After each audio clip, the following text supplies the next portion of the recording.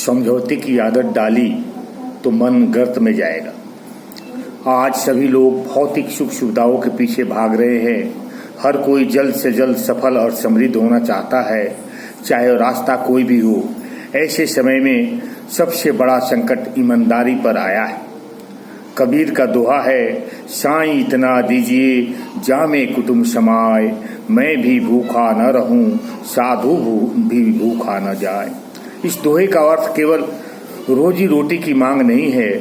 कबीर यहाँ ईश्वर से प्रार्थना कर रहे हैं कि हमें इतना ज्ञान, प्रेम, करुणा और सच्चाई मिले कि जीवन सादगी और संतुलन से चल सके। इस दोहे को यदि नैतिक धरातल पर देखा जाए तो सच्ची संतुष्टि और सच्चे जीवन मूल्यों की मांग है, न कि ज्यादा कमाई की। ईमानदारी की राह कठिन है, लालच चारों तरफ से घेर कर खड़ा है। मन जरा फिसला नहीं कि फिसलन भरी ढलान मनुष्य को पतन की खाई तक ले जाती है।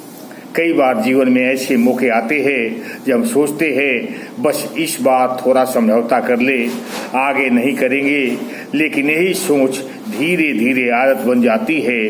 गलत काम करने में मन लगने लगता है और तब वो थोड़ा सा समझौता जीवन का हिस्सा बन जाता है।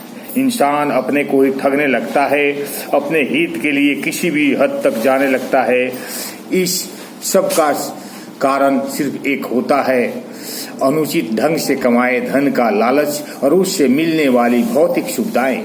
लेकिन जब सुख सतही होता है, ऐसा धन डर और चिंता के साथ आता है। समाज में बदनामी का डर, जांच एजेंसी की चिंता, लगातार झूठ बोलने की मजबूरी, ये सब जीवन को बोझिल बना देता है।